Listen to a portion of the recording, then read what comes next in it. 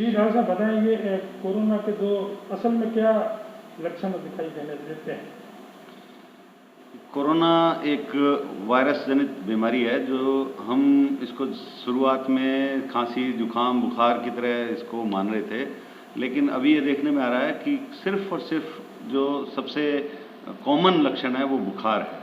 अभी वर्तमान में सिर्फ बुखार वाले बहुत सारे मरीज हैं जिनको ना तो गले में कोई खराश है ना खांसी है, लेकिन सिर्फ बुखार आ रहा है, वो मरीज पॉजिटिव आ रहे हैं। लेकिन बुखार के अलावा किसी व्यक्ति में क्या लक्षण हो सकते हैं वो उसकी परिस्थिति अनुसार अलग अलग हैं।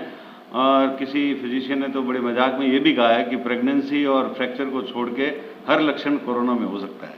तो मुख्य लक्षण इसका बुखार है। बुखार के साथ आपको खांसी, सूखी खांसी और सांस में तकलीफ, ये लक्षण मुख्यतः दिखाई दे रहे हैं।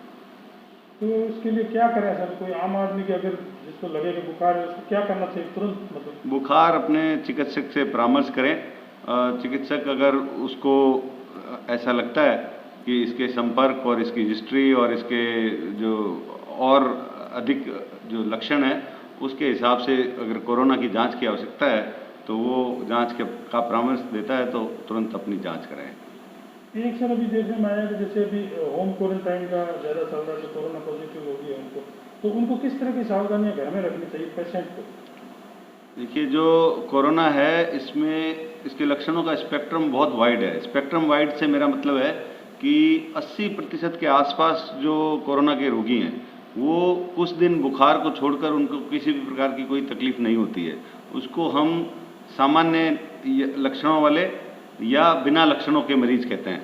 तो जो सामान्य और बिना लक्षणों के मरीज है उनके लिए हॉस्पिटल के बेड जो है उसको व्यस्त रखना ठीक नहीं है, क्योंकि वर्तमान में जैसे जैसे रोगी बढ़ते जा रहे हैं वैसे वैसे कुछ प्रतिशत जो गंभीर रोगियों का है उनकी संख्या भी बढ़ती जा रही है।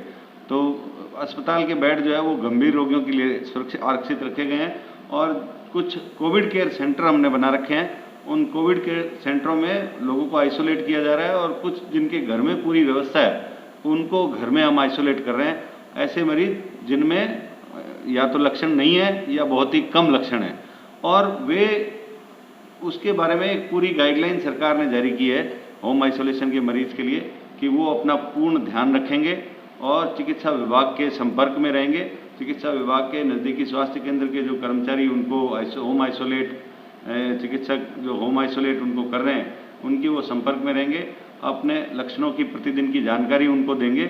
अगर किसी भी प्रकार की उनको सांस में तकलीफ या उनको छाती में जकड़न या उनको तेज़ बुखार 7 दिन से ज़्यादा अगर तेज़ बुखार है उनको, तो इस प्रकार के जो चेतावनी के लक्षण हैं उन लक्षणों की जानकारी तुरंत प्रभाव से स्वास्थ्य विभाग को देंगे या वो अपने इलाज के लिए चिकित्सालय को प्रस्थान करेंगे।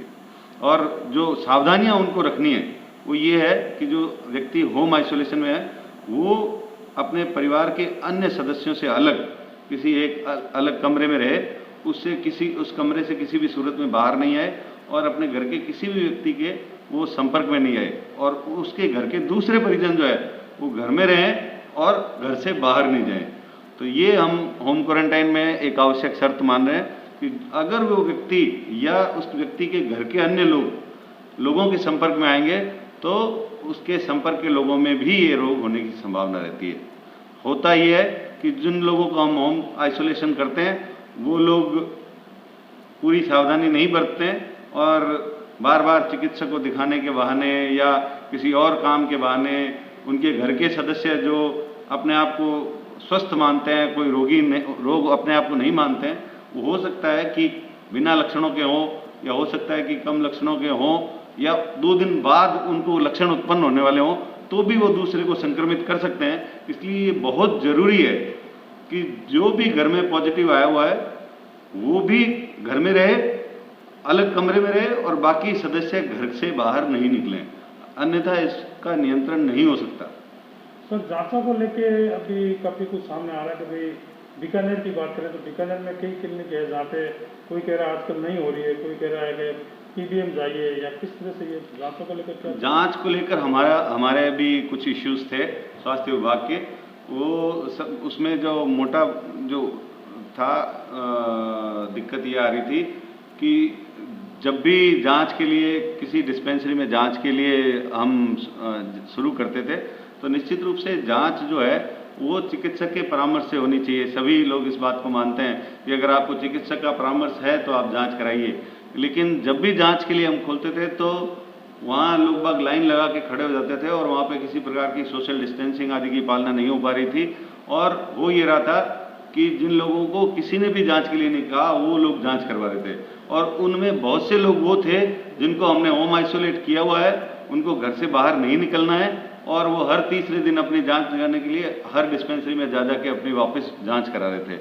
अब वो पॉजिटिव रोगी सामान्य रोगियों के बीच में खड़े होकर जांच करा रहे थे, तो इससे एक अव्यवस्था भी उत्पन्न हो रही थी और रोग के फैलने का खतरा भी नजर आ रहा था।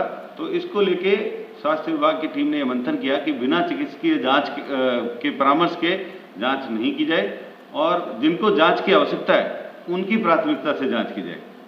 तो ये एक इश्यू आ रहा था। और दूसरा जो कॉन्टैक्ट पर्सन्स हैं उनकी बहुत बड़ी लापरवाही सामने आ रही थी कि जो कॉन्टैक्ट के लोग हैं जिनके घर में भी पॉजिटिव आया है, उसके घर में मान लो 7 सदस्य हैं, एक वृद्ध व्यक्ति है, 2 उनके लड़के हैं, 4 उनके पोते, 2 बहुएं हैं, 4 लड़के लड़कियां हैं, बच्चे घर में हैं। अब उनमें से एक पॉजिटिव आ गया, एक पॉजिटिव आते ही बाकी के 6 लोग जांच कराने के लिए दौड़ रहे हैं साहब। तो जो 6 लोग जांच कराने के लिए दौड़ रहे हैं उसमें 2 पॉजिटिव आ गए, 3 नेगेटिव आ गए। एक बहू को भेज दिया पियर कि ये नेगेटिव आई हुई है, एक जो बच्चा है छोटा उसको भेज दिया ननियाल। तो होता क्या है कि वो 2 दिन के बाद में उनके लक्षण उत्पन्न होते हैं और वो एक जो पियर गई है उसके पियर के सभी सदस्य पॉजिटिव आ रहे हैं और जो जिसको ननियाल भेजा बच्चा उसके ननियाल में सारे पॉजिटिव आ रहे हैं। तो ये स्थिति इसलिए आ रही है क्योंकि बिना लक्षण के अपनी कॉन्टैक्ट के लोग हैं वो जांच करवा रहे हैं और जांच करवा के जब वो जो पॉजिटिव आते हैं वो तो घर पे रहना चाहते हैं और जो नेगेटिव आते हैं वो बाजार में घूमना चाहते हैं और वो जो दूसरे घरों में रहना चाहते हैं ताकि वो बचे रहें। लेकिन जो जब भी कोई कीटाणु अपने शरीर में प्रवेश करता है तो वो तुरंत से कोई बीमारी नहीं करता है, उसका एक टाइम पीरियड होता है। उस टाइम पीरियड में वो अपनी संख्या बढ़ाता है शरीर में और जब वो इतनी मात्रा में बढ़ जाए कि वो शरीर में आपके लक्षण उत्पन्न करे उस समय को हम इंक्यूबेशन पीरियड कहते हैं। तो कोरोना के मामले में ये 7 दिन तक का इंक्यूबेशन पीरियड हम मान रहे हैं, 7 से लेके 14-15 दिन तक का भी इंक्यूबेशन पीरियड है। अब इस इंक्यूबेशन पीरियड के हिसाब से हम देखें कि जिसके भी कॉन्टैक्ट में कोई व्यक्ति अगर आया है तो उसको 7 दिन के अंदर अधिकांशतः कुछ ना कुछ लक्षण उत्पन्न हो सकता है। तो 7 दिन से पहले, कॉन्टैक्ट के 7 दिन से पहले किसी की जांच करने से ये एक भ्रांति उत्पन्न होती है कि वो नेगेटिव है और उसको वो सब कुछ कर सकता है, घूम सकता है, कहीं पे भी जा सकता है। तो इससे कुछ दिक्कतें आ रही है। तो हमने ये तय किया है कि जो भी पॉजिटिव मरीज आया है उसके रोगी जो है वो कम से कम 10 दिन घर में रहें।